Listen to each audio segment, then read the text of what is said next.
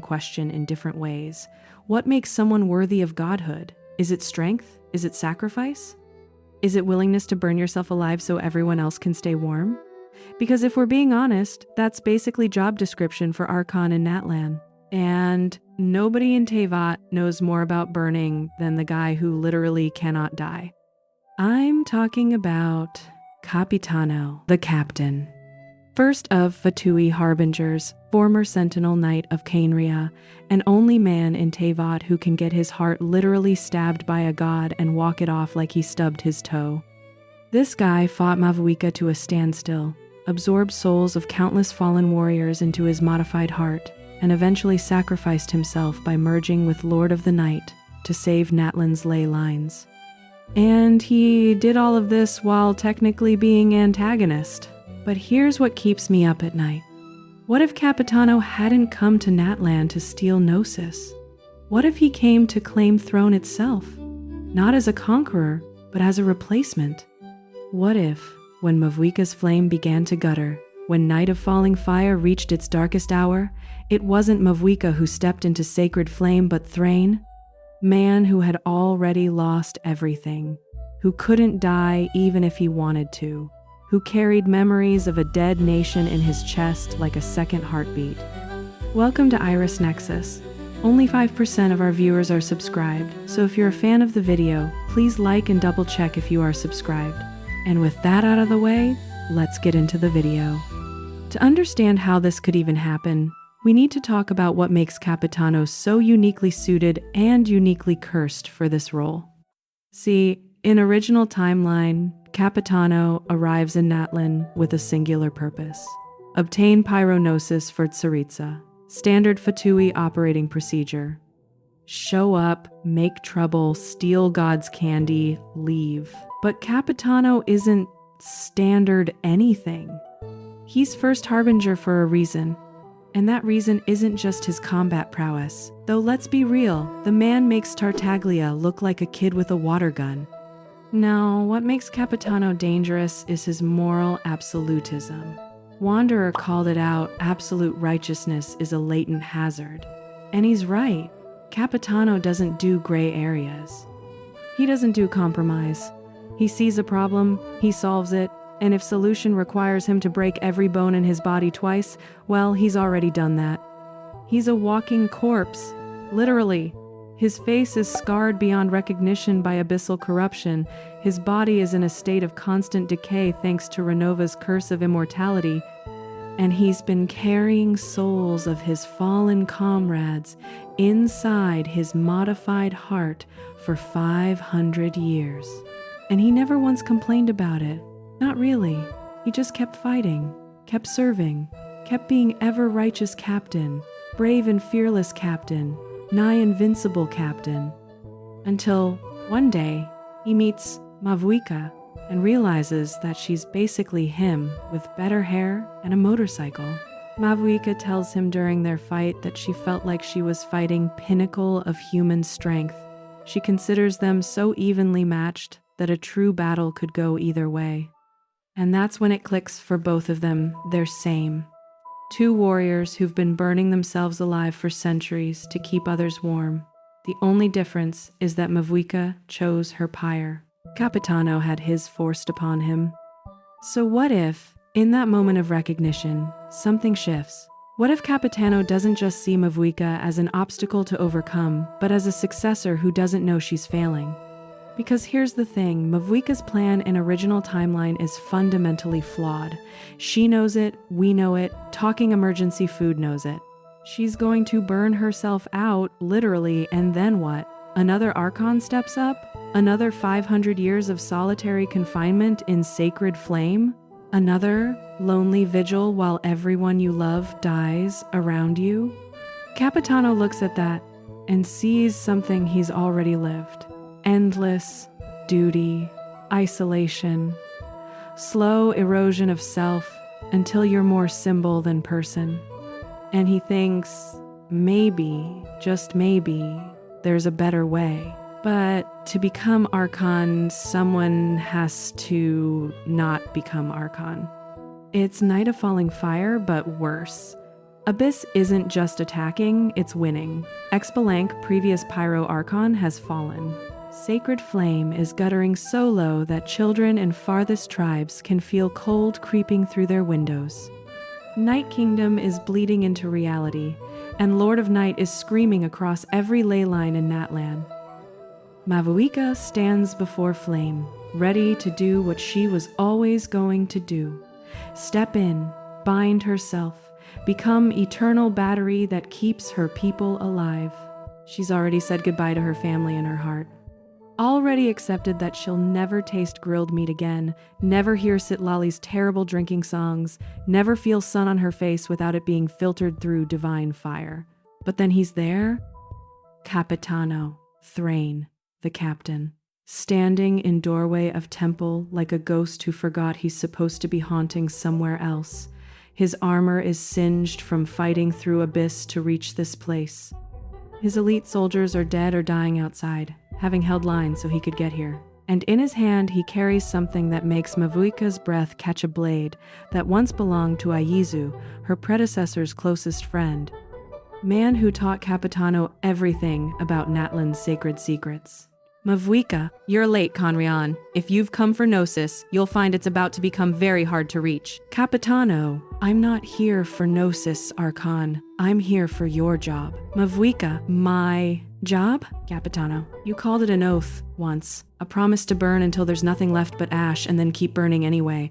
I've been doing that for 500 years, Mavuika. The difference is, I didn't choose it. You did. And now you're about to make same mistake Expalanque made. Same mistake every Archon before you made. Mavuika, it's not a mistake. It's a duty. Capitano, duty without end is just a prettier word for prison. He steps closer, and Mavuika can feel it, the weight of him. Not just his physical presence, though he as man is built like a fortress, but spiritual gravity. He's carrying thousands of souls in that modified heart of his. Thousands of Khaenriahs who died screaming during Cataclysm, whose memories he converted into knowledge, whose existences he preserved because he couldn't bear to let them pass into nothing. I know what sacred flame needs, Mavuika. I know because Aizu told me before he died fighting beside me. It needs a soul that won't gutter out, a will that won't break, and most importantly, it needs someone who can never die. He taps his chest, where his heart should be, where instead there's a mechanism that shouldn't exist, a horror of Khaenriah engineering that keeps him walking when he should have crumbled centuries ago. Capitano, Ronova's curse, the ruler of death's little joke on my people. I can't die. I've tried. Believe me, I've tried. And that means I can burn forever. Not 500 years. Not 1,000. Forever. Sacred flame would never gutter.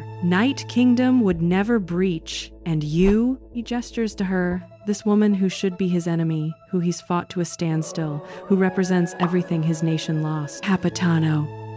You would be free to fight, to lead, to live, to actually live, Mavuika, instead of becoming a candle that burns in a window no one looks at anymore, Mavuika. And what about you? You'd become candle instead? Capitano, I'm already a candle. I've been burning since Khaenriah fell. At least this way, light would mean something. Now, if this were any other Fatui Harbinger, this would be part where the betrayal happens, where the villain reveals it was all a scheme to obtain godhood, where hero realizes they've been played, where we get dramatic boss fight and smug one-liners. But Capitano isn't any other Harbinger. The man is so honest, it physically hurts. When he lost to Mavuika in their first fight, he straight up told his subordinates not to pursue Gnosis because he'd been defeated. Plain and simple. No excuses, no schemes, just facts. And that's what makes Mavuika hesitate, because she can see it in him, same exhaustion she feels. Same weight of centuries. Same desperate need to make suffering mean something. In original timeline, Capitano eventually sacrifices himself by merging with Lord of the Night, using his immortality to create a paradox that forces Ronova to uphold her curse, while simultaneously freeing souls he's carried for so long. he becomes a martyr, but a martyr on his own terms. A man who finally found a way to die that mattered. But what if he found a way to live that mattered instead? Mavuika makes choice. She steps back from flame. And Capitano, the First Fatui Harbinger, former sentinel knight of a dead nation, walking corpse who fought gods and won, steps forward. Binding isn't gentle. Sacred flame doesn't care about his intentions or his honor or his 500 years of service. It just burns. And Capitano, who has felt every form of pain imaginable, who has been scarred by abyss, cursed by a shade, and wounded by a god, finally finds a fire that can match him. He screams. For first time in centuries, he screams.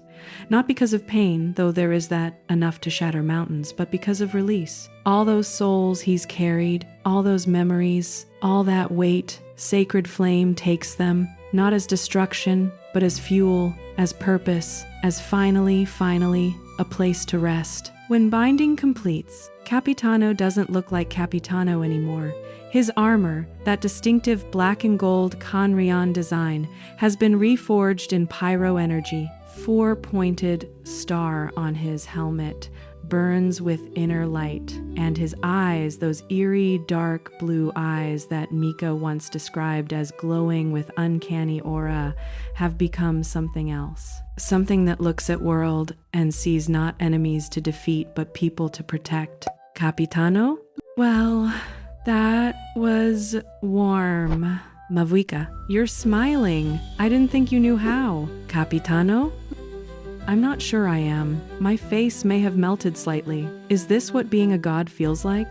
Mavuika? You'll get used to it, or you won't, and you'll go mad. 50-50, really. Capitano, comforting. Immediate aftermath is chaos, obviously. You don't just replace a nation's divine protector without some paperwork. Tribes are confused, sages are furious. Fatui are absolutely losing their minds because their first harbinger just became a literal god in enemy territory, which is definitely not an employee handbook. Piero, the director, sends approximately 12,000 letters demanding explanation. Tsaritsa, in a rare display of emotion, reportedly laughs for a solid minute before telling Piero to let him be. Even gods recognize when someone has found their proper place. And Pyro Archon has always had a soft spot for tragic heroes who refuse to stay dead. But real problems start when Abyss realizes what's happened. See, Abyss has been fighting Natlan for millennia. It knows rhythm of this war. Every few centuries, an Archon burns bright, holds line, and eventually gutters out. There's a predictability to it, a comfort if you're an eldritch horror. But Capitano breaks pattern. He doesn't just hold line, he pushes it. For first time in recorded history, Natlan goes on offensive against Abyss. And why wouldn't they? Their Archon is literally unkillable. He can fight in Night Kingdom for decades without rest. He can absorb abyssal corruption into his already cursed body and burn it away with sacred flame. He can do things that Mavuika, bound by her mortality and her limits, never could. And he does. Oh, does he? First century is brutal. Capitano doesn't know how to be a god. He knows how to be a soldier, a commander, a knight who charges into hell because someone has to. So he treats godhood like a military campaign. He establishes outposts in Night Kingdom. He creates supply lines for souls, ways to rescue trapped warriors instead of just holding back darkness. He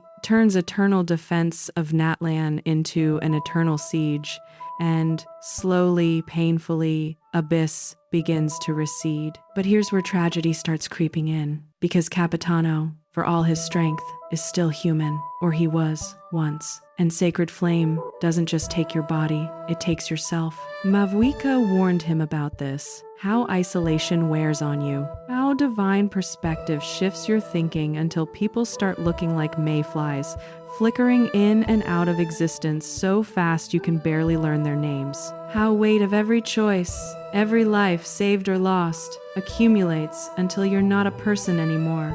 You're a function, a process, a very warm algorithm for determining who gets to keep breathing. Capitano fights it. Of course he does. He's Capitano. He installs a system where he rotates between tribes physically, actually walks among his people instead of just observing from sacred flame. He keeps his elite soldiers close, ones who survive that first night, and he makes them promise to tell him when he starts acting too divine. He even lets Zitlali crash his private chambers occasionally, because if anyone in Teyvat can make a god feel like an idiot, it's that drunk grandma. But centuries pass, and slowly, inevitably, Capitano begins to change. That's where I'll stop it. I hope you enjoyed the video. I know Genshin Impact's lore can get dense, and Natlan's story in particular asks some really heavy questions about what we owe to each other and when sacrifice stops being noble and starts being just a habit. If anything in this video resonated with you, or if you're struggling with feeling like you have to burn yourself out to keep others warm, just remember that it's okay to share fire. It's okay to let others carry their own light. You're not weak for needing help, and you're not a bad person for wanting to rest. If you enjoyed this video, make sure you like, sub, ring the bell, comment, all that lovely stuff. It helps us keep making content like this for you. Until next time, and take care. Lots of love.